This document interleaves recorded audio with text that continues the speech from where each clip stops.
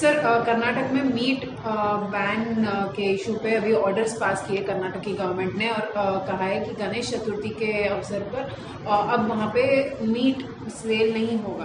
बेंगलुरु में जो कर्नाटक की सरकार ने ऑर्डर पास किया वो संविधान के आर्टिकल 14, 19 और 21 के सरासर खिलाफ है। भाई, मेरा right to occupation, right to livelihood, right to life और प्राइवेसी, सुप्रीम कोर्ट ने तो यही कहा था ना कि मैं क्या खाऊंगा, क्या नहीं खाऊंगा, क्या पहनूंगा, वो आपका इख्तियार ही नहीं है। वो तो भाजपा की सरकार कर्नाटका में सुप्रीम कोर्ट के जजमेंट के खिलाफ ये फैसला ले रही है। संविधान के आर्टिकल 14, 19 और 21 के खिलाफ उन्होंने ये फैसला लिया और कर्नाटका में 80% लोग गोश्त खाते हैं। केंटकी फ्राइड में चिकन मिलेगा, मैकडॉनल्ड में बर्गर मिलेगा, होटल में गोश्त मिलेगा, मगर वो जो गरीब अपनी छोटी दुकान खोलकर कारोबार करके अपना पेट काटता है, वो जो छोटे गरीब लोग जो प्रोटीन हासिल करने के लिए अपना गोश्त खाते हैं, आप उनको सजा दे रहे हैं। ये दौलतमंदों की सरकार है ये, और आप तो संविधान के खिलाफ है। 80% लोग गोश्त खाते हैं और सब जानते हैं कि यानी वो एक बेहतरीन न्यूट्रिएंट है गोश्त। चिकन की दुकान बंद रहेगी, गोश्त की दुकान बंद रहेगी, क्या है ये? और इतना बड़ा बेंगलुरु है जहां पर मल्टीनेशनल कंपनीज है, सॉफ्टवेयर इंडस्ट्री है, क्या पैगाम दे रहे हैं पूरी दुनिया को भाजपा वाले? सिर्फ नफरत है आपको क्योंकि वो कारोबार ज्यादा मुसलमान करते। भाई, गांधी जयंती के दिन मानते हैं, इज्जत करना चाहिए। आप हर चीज में आप दुकान गोश्त नहीं बेचेंगे, वो नहीं बेचेंगे, क्या करेगा फिर गरीब, बताइए?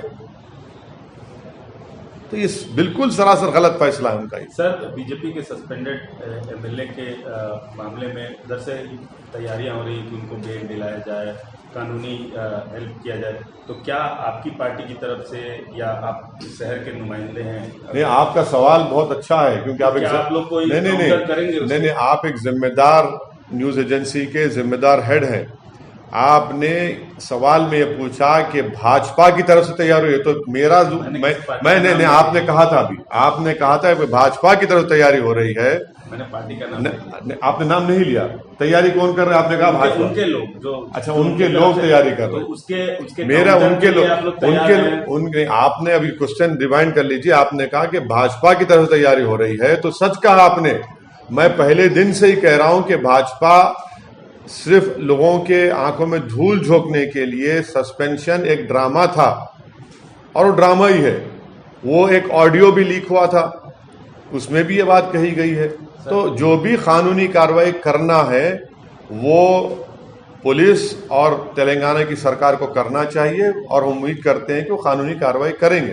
सर, सस्पेंशन ड्रामा था क्या? अरेस्टिंग भी ड्रामा था आपके हिसाब से? देखिए, यहाँ पर अगर तेलंगाना की पुलिस ने किया ना सर। हाँ, देखिए आप ही जवाब दे रहे हैं मेरे सवाल का, मेरी जरूरत ही नहीं है माशाल्लाह से। नहीं, सुनिए आगे देखिए। थैंकफुली यहाँ पर भाजपा की सरकार नहीं है, इसीलिए गिरफ्तारी हुई। दिल्ली में लॉ एंड ऑर्डर भाजपा के पास है, इसलिए नुपुर शर्मा रेशमी कपड़ों में महफूज है। तो क्या करेंगे? यहाँ पर पुलिस ने हरकत की, गवर्नमेंट ने ये कहा कि हम इस चीज को टॉलरेट नहीं करेंगे, किसी समुदाय के खिलाफ कोई बकवास बकेगा तो कानून अपना काम करेगा, इसलिए उनकी अरेस्टिंग हुई। कल एक मैच इंडिया पाकिस्तान मैच था सर, उसका एक वीडियो वायरल हो रहा है। बीसीसीआई के एक पदाधिकारी उन्होंने तिरंगा हाथ में लेने से मना कर दिया, और वीडियो काफी कांग्रेस और अन्य पार्टी उसको। किसका वीडियो में कौन है? आप बोल क्यों नहीं रहे, डर क्यों रहे हैं आप? अरे हमसे सवाल कर रहे हैं आप, वीडियो में कौन है? कौन है वीडियो में? वो बोल तो दीजिए ताकि हम तबसरा करें। बीसीसीआई के अध्यक्ष क्या नाम है उनका? जय शाह ने ऐसा लग रहा है, और कांग्रेस के लोग ये बोल रहे हैं कि उन्होंने तिरंगा लेने से हाथ में मना कर दिया। तो मेरा मानना यह है कि सिर्फ तिरंगा उठाने से किसी की मोहब्बत भारत के लिए वो प्रूव नहीं करता। तिरंगा उठाने से ही क्या मोहब्बत प्रूव होगी? आप लोगों को मालूम होना चाहिए कि 1945 में या एक कांग्रेस का सेशन हुआ था जिसमें राष्ट्रपिता महात्मा गांधी जब वंदे मातरम पढ़ा जा रहा था तो महात्मा गांधी नहीं उठे, नहीं खड़े हुए। बाद में खैर वंदे मातरम हमारे नेशनल सॉन्ग बना, उस वक्त गांधी जी नहीं उठे। उन्होंने कहा कि ये यूरोप से इसको खड़े होना, यूरोप से लाया गया, इसको वहां से लिया गया है। तो इस बात को हम तमाम को समझने की जरूरत है कि भारत से मोहब्बत के जो मजाहरे हैं वो कई किस्म के हो सकते हैं। अगर आप बोलेंगे नहीं एक ही किस्म से ही आप मजाहरे करेंगे, आप हरकत करेंगे, तभी आपको हम इस सरजमीन से मोहब्बत करने वाला मानेंगे, मैं इस बात को नहीं मानता हूं। सर, ये कांग्रेस का विरोध है या जयसार का समर्थन? मैं अपनी बात कर रहा हूं, ना मैं किसी पार्टी की ना किसी एक शख्स की बात कर रहा हूं। मैं ये कह रहा हूं कि हमारे जो लोग, चाहे वो उसकी स्पोर्ट्स हो या साइंटिस्ट हो, आसमान में हमारे सैटेलाइट भिजा रहे हैं, क्या वो झंडा लहराते हैं? काम कर रहे हैं ना, उनकी मोहब्बत उस काम में है। अब हमारी टीम के खिलाड़ी बेहतरीन मुजाहरा किए, कल बेहतरीन टीम जीत गई, तो क्या वो लॉयल्टी का टेस्ट होगा कि सब तक झंडे उठाएं? क्या वो लॉयल नहीं है? क्या उनके दिल में भारत से मोहब्बत नहीं है? ऐसे मैचेस और होने चाहिए सर इंडिया पाकिस्तान के बीच में। हाँ, इंडिया पाकिस्तान के बीच में और मैचेस होने चाहिए। हम तो बोलते रहे हैं कि आतंकवाद और क्रिकेट साथ में नहीं चल सकता। तो फिर आप ये सवाल बीजेपी से पूछिए, आप ये सवाल प्रधानमंत्री से, उनकी सरकार से पूछिए। जब क्रिकेट और आतंकवाद एक साथ नहीं चल सकता है और फिर चीन हमारी इन कोशिशों को नाकाम बना रहा है सिक्योरिटी काउंसिल में कि जो टेररिस्ट 26/11 में इन्वॉल्व थे उनको हम सैंक्शन करना चाह रहे हैं, जो पाकिस्तानी है, तो चीन उसको अलाउ नहीं कर रहा है। उसके बावजूद भी हम क्रिकेट मैच खेल रहे हैं। हम सीज फायर एग्रीमेंट साइन करते हैं पाकिस्तान से, आज भी टेररिस्ट निकल कर आते हैं कश्मीर में, जम्मू में, ड्रोन से हथियार आते हैं पंजाब में, फिर भी हम क्रिकेट मैच खेल रहे हैं। तो सरकार को बताए कि पॉलिसी, फॉरेन पॉलिसी क्या है आपकी? क्या पाकिस्तान से मुकम्मल डिप्लोमेटिक रिलेशनशिप पूरा कायम कर लेंगे? क्या है, मतलब किस राह पे लेके जाना चाह रहे हैं, बता दीजिए आप। No, this is a question which the Narendra Modi-led government should answer to the nation, because it is they who have said that terrorism and cricket cannot go along. If that be the case, then what is the present status? It is a fact that through drones, arms are being sent. It is a fact that we have signed a ceasefire agreement with Pakistan, but despite that, terrorists are still coming. Despite that, we are seeing visuals of how terrorists are also being killed or annihilated by our security forces. We are still seeing that in the valley, Pandits are being assassinated, are being killed. We are still seeing that our security forces are being killed. So we want to know. Let the Modi government throw some clarity on this.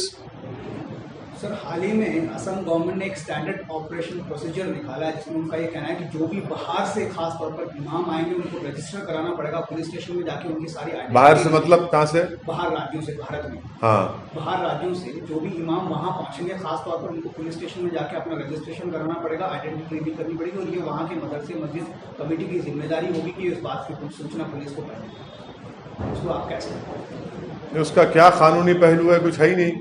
क्यों register करेंगे भाई? वो भारत का नागरिक है, वो Indian national है वो।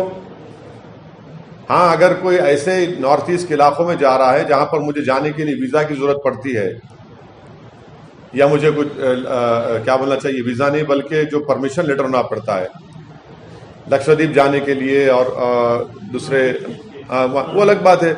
अगर कोई भारत का नागरिक जा रहा है, वो एक इस्लामिक स्कॉलर है, उसको रजिस्टर क्यों करना पड़ेगा? क्या भारत में फ्री मूवमेंट की रोकथाम लगा रहे हैं क्या वहां के मुख्यमंत्री वहां पर? और वो कौन होते हैं किसी पर शक करने वाले? वो क्या भूल गए कि भारत की जंग आज़ादी में कौन थे? मौलाना महमूदुल हसन, हुसैन अहमद मदनी, उबैदुल्ला सिंधी, कौन थे लोग? इतने बड़े आलिम दीन ने भारत को अपनी जानें, अपनी जेलों में रह रहकर, माल्टा की जेलों में रहकर भारत को आज़ादी दिलवाई और हम 75 साल का आज़ादी का जश्न मना रहे हैं, और अब उसी आलिम दीन को, उसी स्कॉलर को आप कह रहे हैं कि तुमको अगर आसाम आए रजिस्टर करना पड़ेगा। क्या हम खराज अकीदत पेश कर रहे हैं जो 75 साल की आज़ादी मना रहे हैं? हम क्या पैगाम दे रहे हैं उन मुजाहिदीन आज़ादी को जिसमें आलिम दीन थे, जिन्होंने अंग्रेज़ों के खिलाफ जिहाद का फतवा दिया कि भाई अगर आप इस प्रदेश में आएंगे तो रजिस्टर करना पड़ेगा। सरकार का तर्क यह है कि बाहर से आने वाले लोग आसानी से, कौन से बाहर के लोग? क्या? अरे भाई अब ये बताइए, जितने वहां पर जो मिलिटेंट ऑर्गेनाइजेशन है, क्यों बाहर के लोकल हैं वो, जिन पर सरकार ने उन पर पाबंदी आयत लगा दी, जो बांग्लादेश में बैठे हुए हैं? उल्फा कहां की है? वो टेररिस्ट ऑर्गेनाइजेशन है, आपने पाबंदी लगा दी, मगर ये तो नॉर्मल ह्यूमन बीइंग है, इसका कोई ताल्लुक ही नहीं है। कोई ऑर्गेनाइजेशन को अगर आप बैन कर रहे हैं तो समझ सकते बात को।